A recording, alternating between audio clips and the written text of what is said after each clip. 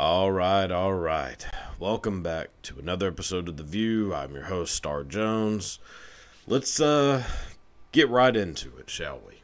No reason to let's not stand on ceremony. So first topic for the day. Officials in southern Louisiana are investigating after a woman who was found in the freezer of an Arby's restaurant, police say. I read that really fucking weird. Taking weird pauses. Little Captain Kirkish, I know, but oh well. So yeah, an employee was found dead in the freezer of a Louisiana Arby's. And might I say, this is no surprise. They got to get that roast beef somehow. Oh my God. Look, I will say, man, do I love Arby's. And I will go get a Reuben from Arby's. Like if I'm left to my own devices, which I try to, be somewhat kind of toned down in the last couple years trying to get shit situated. I just lied. Not the last couple of years. Who the fuck am I fooling? I mean, I did quit drinking, but food wise, it's really been like the last couple of months trying to, tighten the ship up a little bit. I will eat Arby's I will have 3 squares a day from Arby's if I am left to my own devices. And there being the possibility of a dead body anywhere around my Arby's Reuben is not going to stop me one bit. They could literally pull out that frozen fucking body, start shaving meat right off the arms and legs, and I'll still be like, hey, I mean, as long as I get my curly fries, I'm digging in. Brings up an interesting point. Like, would you eat a human being? I think I would. And I don't think it would actually take much. I don't think it would take much convincing, to be honest. Like, literally, I would eat a human being that was put into an Arby's sandwich. And probably not feel that weird about it. Granted, what's normally in an Arby's sandwich is probably way worse than some fucking Louisianan who, ended up in the freezer. I have done something actually kind of similar to this. So, first job I ever had for about 3 months is I worked at Subway. Eat Fresh. And I used to, me and a few other people, just for shits and gigs, would see who could take turns staying in the freezer the longest. And winner didn't really get shit. You just kind of were the one who could tough it out. I was the fucking king of that game. One time, I stayed in the freezer so long. Well, basically, I stayed in the freezer and ate damn near an entire box of cookie dough. Felt great. Came out of freezer. The people who I was playing the game with forgot I was in the freezer. Look down, my phone was frozen solid. Probably shouldn't have left it on, my person when I went into the freezer, but I figured I'd be in there for a while, so I thought, might as well fire up the old P-Hub. But, I stayed in that freezer for a very long time. Don't even know how long it was. I actually really kind of miss that job. I miss having just a job that you don't have to give a fuck about. I mean, I guess in a sense, that's what I'm doing now. But, the amount of not giving a fuck that could be found in that, Subway restaurant was amazing. Like, none of us gave 2 shits about anything. I mean, we were stealing so much stuff from that place. Not money, but, if I had to, I think we actually did try to, figure it out one time, because, the discount was bullshit.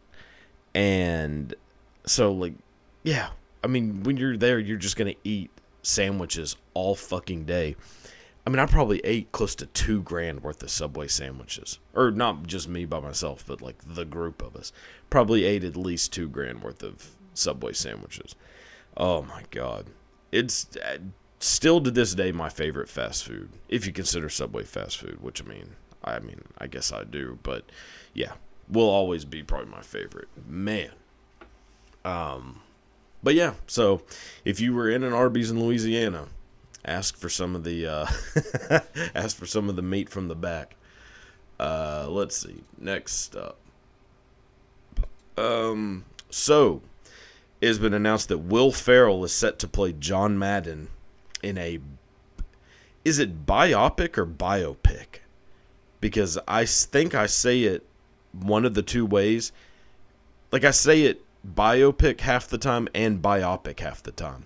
Because I'm not 100% sure which it is. So I'd rather be, give myself a 50-50 shot of not sounding like a complete jag-off. This is going to be a fucking shit show. I mean, as a lifelong Raiders fan, an all-around fan of John Madden, I mean, what is... he didn't have, like, the most interesting life. Like, I watched that John Madden documentary, and I was like, yeah, I mean, this is pretty fucking boring. And I don't know if this is going to be a comedy version of his life, or, like, a real I don't know. I don't know shit about this. This had just kind of come out that Will Ferrell's going to play John Madden. I mean, the voice is the hardest thing. Like, John Madden's voice is such a hard one to try to get down. I don't see this being good at all. And to be honest, Will Ferrell hasn't made a fucking good movie in a long time. So, I don't know. I guess we'll see what happens, but maybe. Alright, so next, a school district in Dallas has drawn backlash after giving elementary school students a Winnie the Pooh themed book that teaches children how to run, hide, and fight in dangerous situations like a mass shooting with no note or instructions for parents. The book is called it's called Stay Safe, Run, Hide, or Fight. Look, I have to get my hands on this book. I mean, I'm sure that I can find it online. I have got... Let me see. There's got to be a way that I can find what's in this book. Because if it is... Wait, what was it called? Run, Hide, or Fight. Run, Hide, Fight book. I mean, this is fucking wild. It's not bringing anything up. I'll figure it out. But either way, this is the funniest shit I've ever heard in my life. And, man... like, just imagining, like, Piglet finally just over all this bullshit and just strapping up in fucking tactical gear. And Winnie the Pooh just, like, fucking hearing shots from down the hall. Like, oh, Piglet, oh no, he's gone mad. Like, and then fucking Christopher Robin just getting his goddamn brains blown out. Oh my God. This school year, the 100-acre woods will be caked in blood. Oh my God. It is the greatest thing ever. Like, imagining the 100-acre wood turning into just a fucking massacre. Having Piglet and fucking Tigger dressed up in, like, goddamn trench coats. Oh my God. Piglet's had enough of your shit. Yeah, this is incredible. I gotta get my hands on this book. If anybody knows, like, where I can find it. In the 3 seconds that I spent looking for it, I couldn't find it. And that's probably all the time that I'm going to devote to getting it. But if somebody knows where I can find this book, it says is in this picture, if the picture is correct, it's stay safe. And then there's some words that says run, hide, or fight. That is incredible that you're giving kids a book teaching. Look, best way to do it was how I kind of handled it in school. And that was to always just kind of be sort of nice to the kid that you expected to be the one to show up with a gun. So that if he comes by your classroom, he'll see you and go, and then just keep walking. That's the hope. I mean, you ain't going to outrun a fucking bullet from an AR-15. Probably not going to happen. So you might as well just be maybe slightly nice to the kid. Any kid that you can see the top of his pupils when he's just normal, that's the kid you need to be looking out for. Because every fucking mugshot of these dudes, I mean, it is just like open eyes, like staring right at the camera. If you can spot that motherfucker and be, you know, well, yeah, I mean, you don't gotta fucking like be best friends with the dude, but just like talk to him every once in a while, it will probably save your life. That's what should be in this book. It should be, and actually, to be honest, the one who's most likely to shoot up a school out of anyone in the 100-acre wood is Eeyore. That fucking suicidal bastard is 100% gonna be the one who just gets fucking fed up. Like, I've had it. I'm telling you, Pooh Bear, I've had it. One more time. All it'll take is one more time. Oh my God, just imagining him just in the cafeteria fucking unloading. Oh man. Like, you should have been nicer to me, Pooh. That's what's gonna happen. My God. Well, you know, best of luck to all the kids out there. Hopefully this book will save your life. I think you have a better chance of like putting the book in front of your face and hoping that blocks the goddamn bullet. But oh well. Oh my God. So another thing. So from last episode where the bacon bullshit, this one came across the old feed, and it's 3 kern on the cob, and it asks you which one is like, which way of biting into a cob is the way you do it. A, B, C. A is just the, you know, cartoon method, the like that. B is you're rotating in a circle, like C is the way a fucking schizophrenic would eat corn on the cob, where you're just taking random bites out of the cob. Now, me personally, I like setting the cob on the table and eating it long ways, but that's just in private. If you do see, you need to be locked up. Like oh God, I mean, I don't know. I mean, I do have a little bit of obsessive compulsive disorder.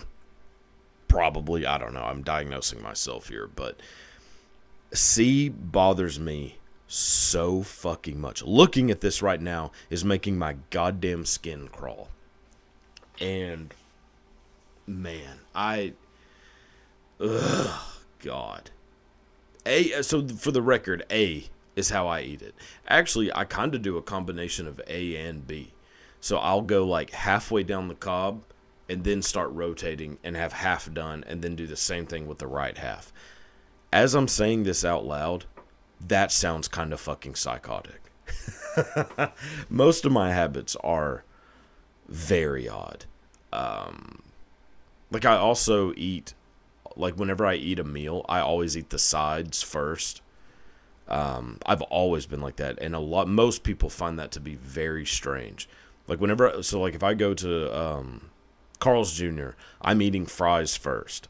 I never eat, like, I hate eating something, putting it down, and then grabbing something else. I fucking hate it. Like, I like eating everything in, and like if there's more than one side, I'm eating each side by itself first. So like Thanksgiving, it is a shit show. Like, because it's fucking 10 sides, and I will eat each one individually and then eat the, ham, turkey, whatever the fuck. Dead body from Arby's. It's very like I have to do things in just a fucking certain way. I don't know if that's a OCD. Maybe it is. I thought it was pretty fucking normal to do that, to be honest. Until like somebody saw me, they were like, "Why the fuck do you eat your fries first?" Like, because it's the side. It's the fucking, I don't know. It's the fucking small thing. Like, why would you? And then I see them, they're like, take a bite of burger, put it down, eat a couple fries. Like, you're a fucking psychopath. Like, that's not fucking happening. Once something is in my hands, it has to be eaten. So, burger is not, once I'm picking it up to take a bite, I'm not putting it back down. That could explain, a lot. But that's the way I am. So, I don't know. It's working out well so far. Regardless, A or B is acceptable, C unacceptable. If it's C, the best of luck to you, but I don't think things are going to work out for you, in the long run. So, there's that. Next. Here we go. So, here's the 15 movies that are going to absolutely suck a fat one. So this is every upcoming live-action Disney remake that is in development. We have, so the Snow White, which isn't there already like 5 of those? And they all sucked at. Let the record show, damn near every one of these live-action remakes has been fucking terrible. Beauty and the Beast, not too bad. This fucking Lion King movie is one of the worst movies I've ever seen in my life. And the original, as a dichotomy, the original is one of my favorite movies. I know that I am fucking 30 years old and should probably grow up a little bit, fuck off. I love The Lion King. I've always loved Lion King ever since I was a little kid. Still do to this day. I was actually really fucking excited to see the live action remake, because like the cast I thought was pretty okay. God, it was the most just lifeless, boring shit I've ever seen. Like, you can't make a movie with live action animals and have, like, well, one, animals don't really show emotion the way people do. If you do it in a cartoon, you can make them smile, you can make them look scared, or in the case of the Lion King, you can make them look like they're about to, you can make them have like fuck me eyes with Elton John playing in the background. This one, God, it was so bad. And so, alright, so Snow White, gonna be dog shit. Lilo and Stitch, I've never seen Lilo and Stitch. Mufasa, the Lion King, fucking terrible. Don't want that. Moana, never seen it. Hunchback of Notre Dame, kinda alright with. If they get I'll be okay with the Hunchback of Notre Dame if they get fucking Lena Dunham to play Quasimodo. Aristocats, only if they have the one Chinese cat. If they get rid of that racist fucker, then I'm out. The one I'm actually probably the most excited for. Actually, there's 2 on here that I'm super excited for. Hercules. If they don't completely fuck this up, I think I have been wanting a Hercules like live action for a long time. If they make it like, if it's done right, that Hercules movie could be really fucking good. And then the other one that I think I'd be excited for is Sword in the Stone. Now, all this being said, they're probably all going to be bad. I'm sure that when I watch Hercules, I'll be very disappointed. Same for every one of these. I will probably watch all of them. I did think Cruella was actually not too bad. What the fuck is Tink? Isn't Tink Tink? Tinkerbell. Oh, okay. Never mind. Wow, who gives a fuck about that? Bambi. A live action Bambi is gonna be goddamn traumatizing. If they, God, Aladdin 2, the first Aladdin sucked ass, and if Will Smith's in it, definitely not watching it. Robin Hood. I mean, there's already about 12 of those. If it's not Kevin Costner, then I ain't into it. The Black Cauldron would be pretty fucking awesome. The Black Cauldron is one of the most terrifying kids movies ever. Snow White is up there too. Snow White always fucking scared the shit out of me as a kid. Like whenever she turns into the old hag. And it was Hitler's like favorite movie. So that adds a little bit to it, I think. But yeah, the Black Cauldron is pretty fucking awesome. So there's some on here that I guess I'd be pretty excited for. But for the most part, I mean, I know they're all going to be like, Disney fucking sucks now. I don't know, man. Maybe this will be good, maybe not. We'll see. Let me know which one you think is going to be the best, I guess. I don't know. Or just comment and tell me that I'm a piece of shit like like I have been getting. So, oh my God. Twizzlers versus Red Vines. There is one answer to this. If you say Red Vines, fuck yourself. Red Vines are the most disgusting shit. So the first time I ever had Red Vines, I thought it was Twizzlers. Like, I obviously knew the name was different, but I thought it would be just taste the exact same as a Twizzler, Twizzlers are one of those candies that in my head, I fucking love them. And then I eat like one stick of it and immediately think, this is not as good as it was in my head. But I will get Twizzlers. I will get Twizzlers every time I go to the movies. Like if I'm going to get, popcorn, if I'm going to go all out, which I haven't done in a long ass time. I probably will to go see Oppenheimer because I'm so fucking excited for that movie. So I will probably go all out, popcorn, drink, candy. And the candy that I get every time is Twizzlers. And then I end up basically spending $15 for a giant pack of Twizzlers that I eat 3 things out of and then throw it all away because it's fucking unbearable to try to eat an entire pack of Twizzlers. Red Vines taste like you're eating a goddamn red candle. Like, I ate a whole red candle. Like, it is so fucking gross and waxy. I mean, oh God. Red Vines are like, it's like black licorice. Like, it's shit that old people ate because it was all there was. Like, if you were to go back in time, let's say to the 50s, and give, like, a pack of sour Skittles to someone, I mean, their eyes would probably pop out of their fucking skull. Like, they're sitting around eating this flavorless bullshit, or eating black licorice, which tastes like a punishment. And, yeah. If Red Vines is your favorite, tell me, because I am fucking curious to find if there is anyone. I think they just make Red Vines. Whoever owns Red Vines must have like some shit on people, or like he must have like Epstein's black book or something, and he's just using it as blackmail to be able to keep producing fucking Red Vines. I don't know.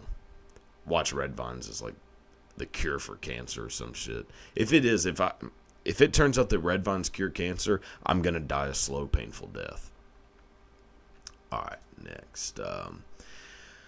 Oh boy. Martin Scorsese announces film about Jesus after meeting Pope Francis.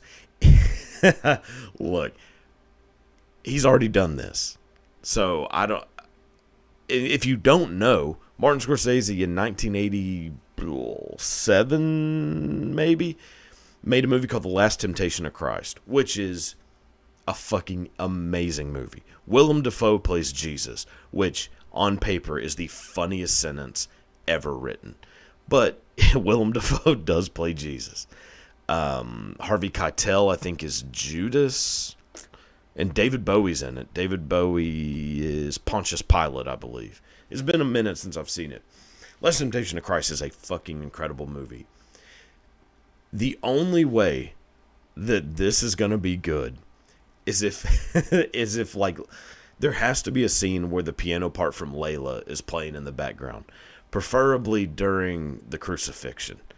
If during the crucifixion Jesus is like, "You motherfucker," then I will be happy to see it.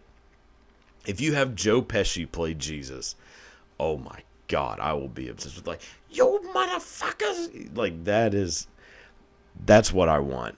If Scorsese is making another movie about Christ himself, who knows? Maybe it'll be good. I just can't say that I necessarily have like high hopes, but I don't know. Scorsese probably doesn't have much time left, so he's probably just trying to get in good with the fella upstairs. So he's over there hanging out with the Pope and saying like, "Oh, I'll make a movie about Jesus." Pope Francis is probably super fucking skeptical. He's like, "Oh no."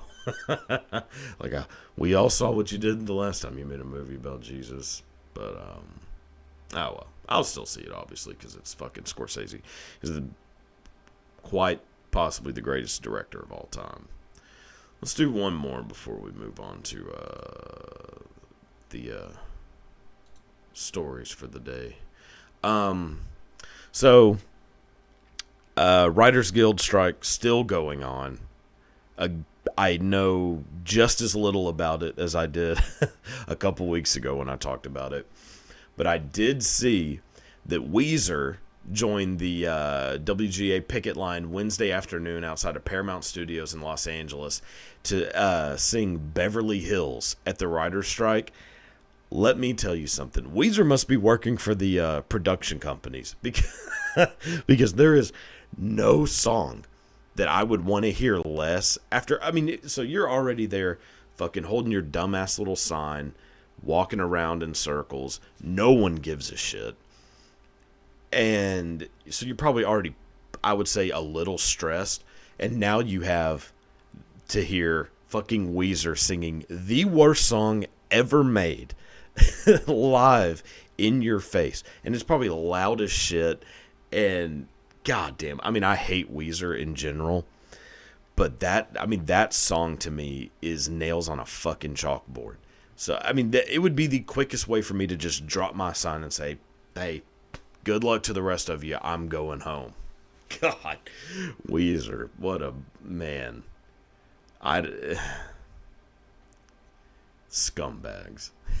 Alright, so that's it for the news. Let's go through. I got 3 pretty good stories here. I think you'll all find pretty interesting. Let me just get that pulled up real quick. Get my notes. Because God forbid I say one thing slightly inaccurate. Holy shit. Just so everyone knows, these aren't meant to be like 100% accurate. They're accurate enough. That's how history works.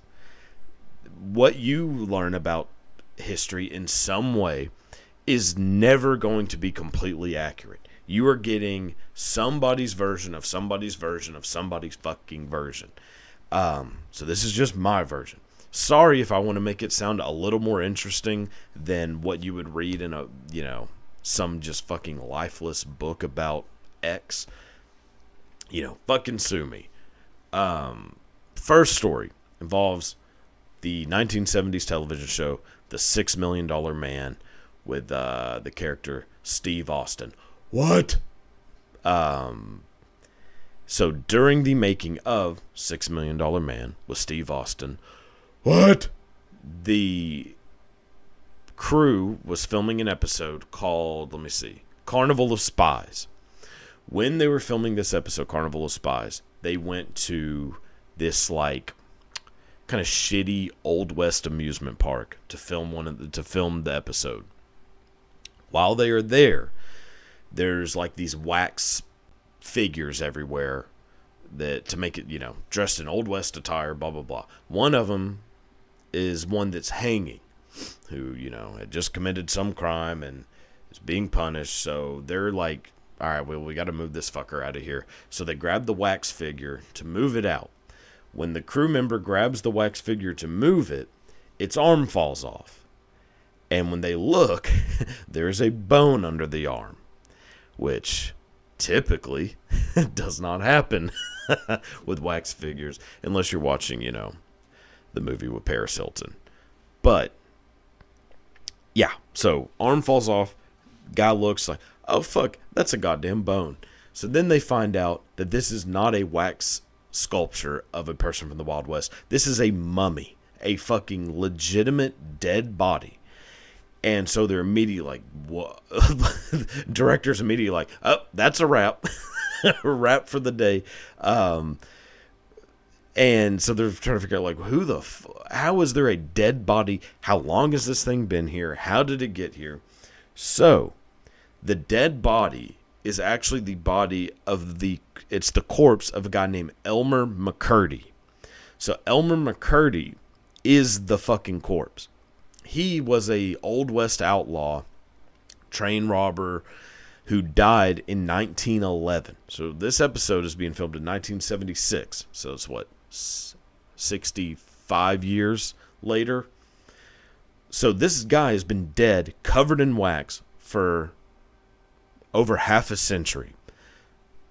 What happened is that when his body, like after he died, his corpse was put on display as like a touring sideshow attraction. Like, come see the body of the bandit Elmer McCurdy. It was pretty common back then to do that with like dead outlaws. Like, I think they did it with Jesse James.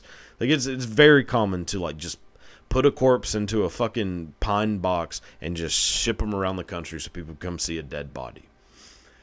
Something I kind of wish they still did today, but it's the snowflake generation. So, so they bring body all over the country, and then eventually they're like, all right, people have had enough of just seeing this rotting fucking corpse.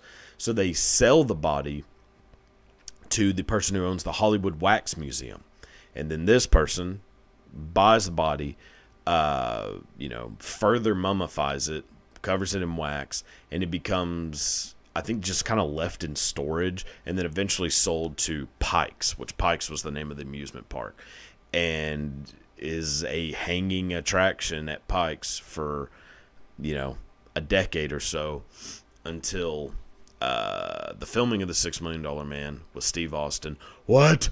And that's it. So, dead body. My God. Next story is, so this is a name everyone should know. Nobody knows who Elmer McCurdy is. Most people in today's world, I'm sure, do not even know who the $6 Million Man Steve Austin is. What? But the next guy, everyone I'm sure knows the name, at least the last name, P.T. Barnum. So P.T. Barnum, obviously circus pioneer. They just shut it down, I think, or was that Ringling Brothers? Because there is the Barnum. So P.T. Barnum, circus pioneer, eventually has like the Barnum and Bailey Circus, which if you live in any shithole city in the country, that's like your big attraction of the year is the fucking Barnum and Bailey Circus is coming around, and you can go see elephants and bears that are just getting the shit beat out of them. And it's like, all right.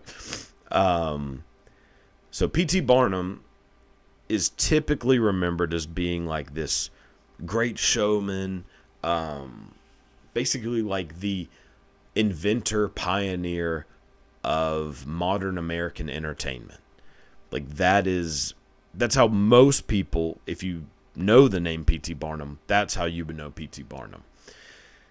P.T. Barnum was a fucking monster, an absolute psychopath. So for one of P.T. Barnum's like big things that he would do is basically just try to figure out ways to trick people into coming to his, like, P.T. Barnum would have these, like, places that were, like,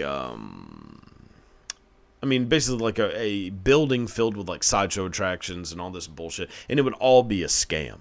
Everything. So P.T. Barnum was, like, one of the biggest, like, scam artists of his day.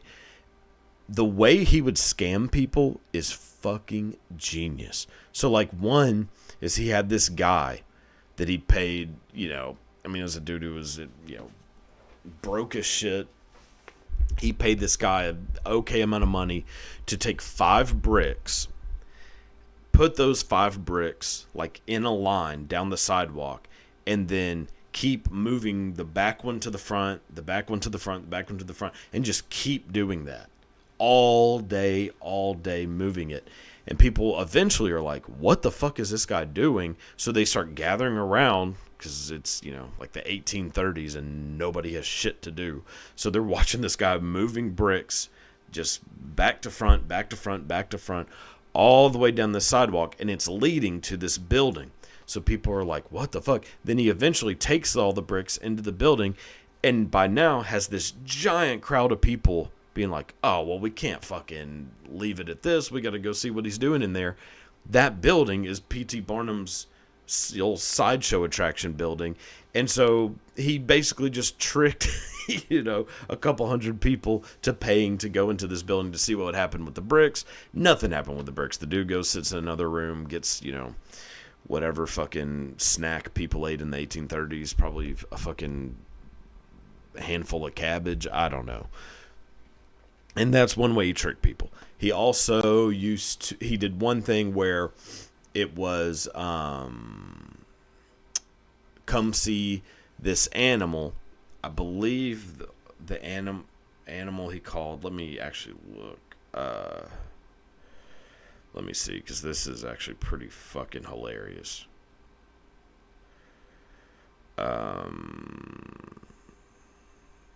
I guess that's what it was. So he had this one attraction that he called, like, the Egris, I believe is how he called it, or the Egrius or something like that. He had this bird, like, just plastered everywhere, and come see this crazy looking fucking bird. It was apparently like this giant 10-foot monster bird. And it would say, like, it's this way, it's this way, it's this way. And it had this word that was the name of the bird. And he had it, and, well, the bird is the word. He had the bird word on just these signs everywhere, like, this way, this way, this way, this way.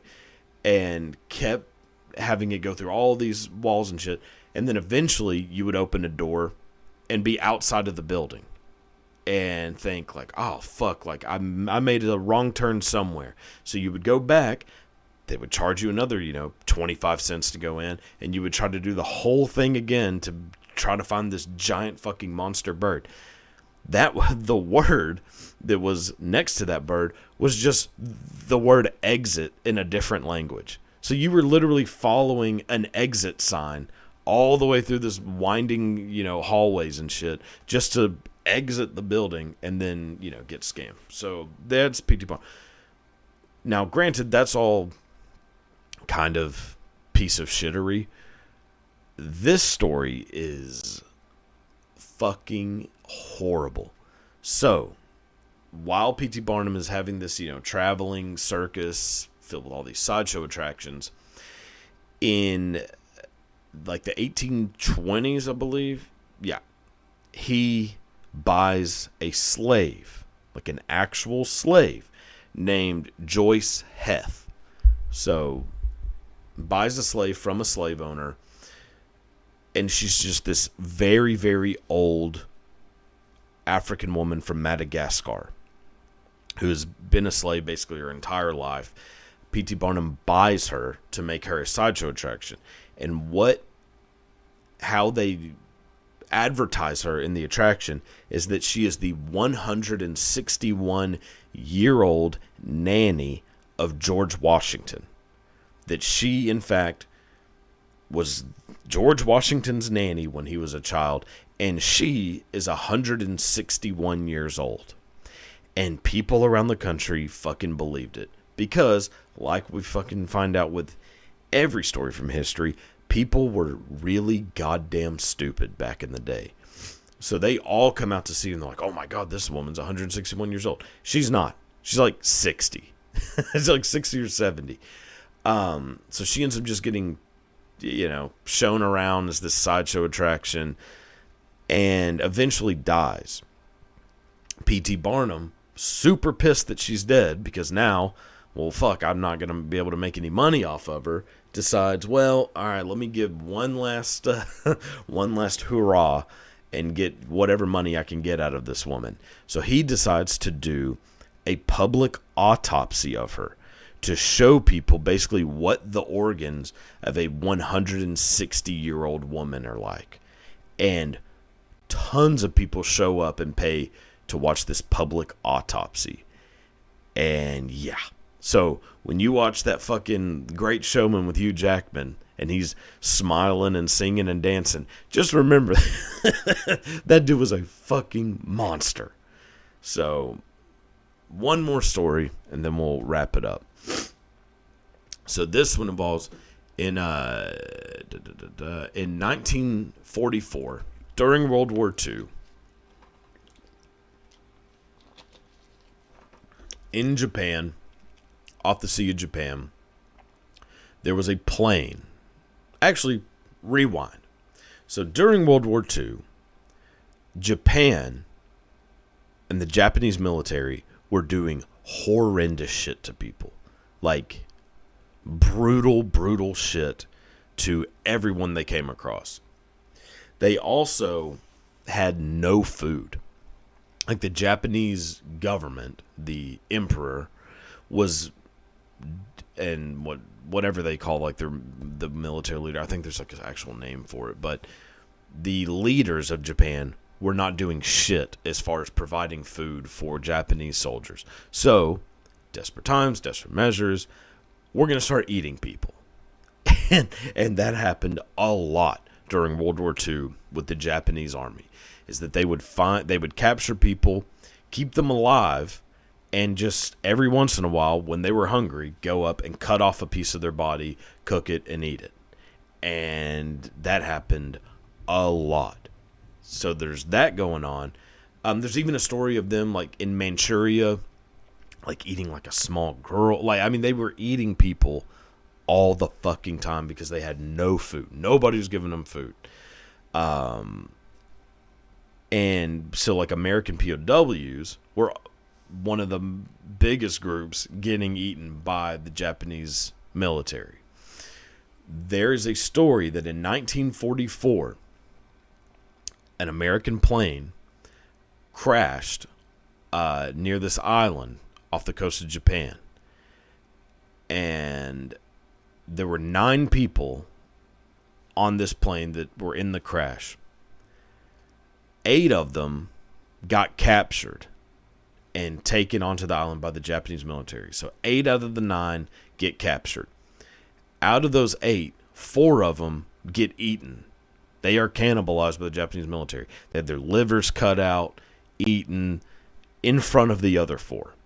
So they're fucking dead. The one person who survived said capture was a 20-year-old named George Herbert Walker Bush. Yeah, that one. So who would become the president of the United States before he was ever president was this fucking close from having his liver cut out and eaten by the Japanese military. Fucking wild. And then, obviously would go on to cause 9/11 and all that stuff. So maybe he should have been eaten. I don't know. All right. Well, that'll do it for this episode. I've taken up enough of everyone's time. Thanks for watching. See you next week.